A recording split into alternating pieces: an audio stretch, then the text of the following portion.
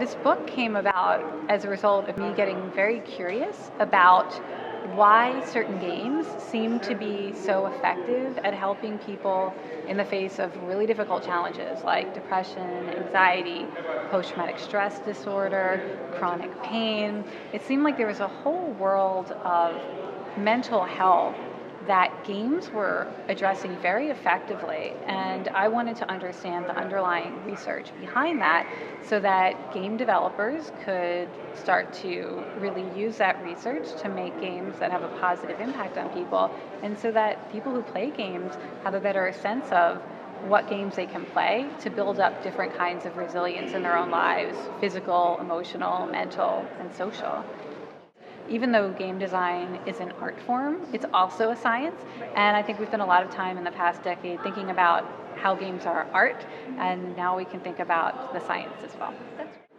Just one of the biggest changes is recognition of how many people are playing and how diverse the game playing community is, and I think that is really helping us have more conversations about what we're playing and why we're playing. But I think really flying under the radar is just the huge positive impacts of having a whole generation of kids grow up feeling empowered as makers and creators, and not just passive consumers. Right. One thing that I was really surprised about in doing the research for this book is I was trying to figure out what makes the difference between kids who really reap the benefits of games and kids who maybe go on to suffer from some kind of game addiction, or they just never make that connection between the skills that they're using in games and skills they could use in school or in the rest of their personal life.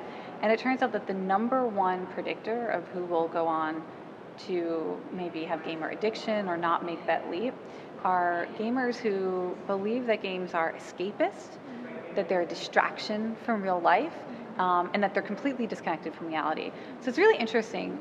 The worst thing you can do as a teacher or parent is say to a kid, stop wasting your time with that game, or put that away and go do something real. Because what you're doing is you're reinforcing the idea in the mind of that player that there is no connection to reality. And that turns out to be the number one predictor of addiction, because they start to view games as a way to block out their problems. They use it as a crutch, and then sort of more stressful their life gets, the more they game, so they ignore their problems, so now they're playing more, and their problems are getting bigger, so they have to play more. So the best thing that I think we need to do to help kids really benefit from games and really unlock their power is just to start having conversations with them, talking to them about how the games are building up real strengths. So, there are questions that every educator or parent can ask a kid. What does it take to be good at this game? What makes this game hard? What do you have to be good at to be able to meet that challenge? To be able to reflect back strengths that you see. If a child or student has been working at a level for 4 hours or 4 days, to say, wow, I see you've been working at this for a really long time. You're a really determined person, aren't you? You know, when things are hard, you don't give up, do you? You really keep trying.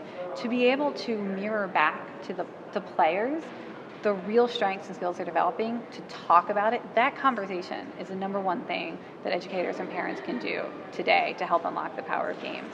Right.